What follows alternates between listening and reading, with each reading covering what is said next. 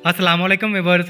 हज़रत अनस रज़ी अल्लाह ताला अन्हु से रवायत है कि रसूलुल्लाह सल्लल्लाहु अलैहि वसल्लम ने फरमाया, 3 बातें उसूल इस्लाम में दाखिल हैं। एक ये कि जो शख्स कलमा ला इलाहा इल्लल्लाह का कायल हो, उसके बारे में ज़ुबान को रोका जाए, यानी किसी गुनाह की वजह से उसकी तकफीर ना की जाए और किसी बदअमली की वजह से उसको खारिज अज़ इस्लाम करार ना दिया जाए। दूसरी चीज उसूल इस्लाम में से जहाद है, वो उस वक़्त से जारी है जब मुझे अल्लाह ने रसूल बनाकर भेजा और उस आखिरी ज़माने तक जारी रहेगा जबकि उस उम्मत का आखिरी तबका दज्जाल से जंग करेगा। मुसलमानों के हुक्मरान ख्वाह जालिम हो या मुनसिफ, जहाद बहर हाल जारी रहेगा। किसी जालिम हुकूमत का जुल्म और आदल हुक्मरान का आदल उसको खत्म नहीं करेगा। और उसूल इस्लाम में से तीसरी चीज तकदीर पर ईमान लाना है। हजरत उस्मान बिन अफ़ान रजी अल्लाह ताला अन्हु से मरवी है कि रसूलुल्लाह सल्लल्लाहु अलैहि वसल्लम ने फरमाया, जो शख्स इस हाल में मरा कि वो यकीन के साथ जानता था कि अल्लाह के सिवा कोई माबूद नहीं है, तो वो जन्नत में जाएगा। तशरीह इस हदीस में अभी ला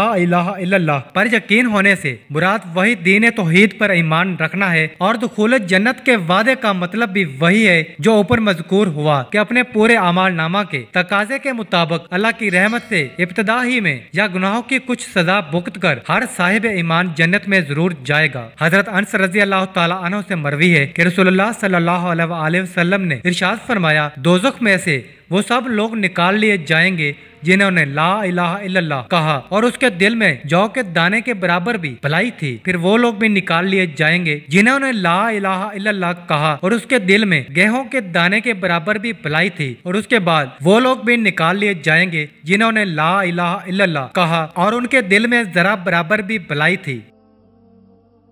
आज का सवाल जवाब जरूर दीजिएगा।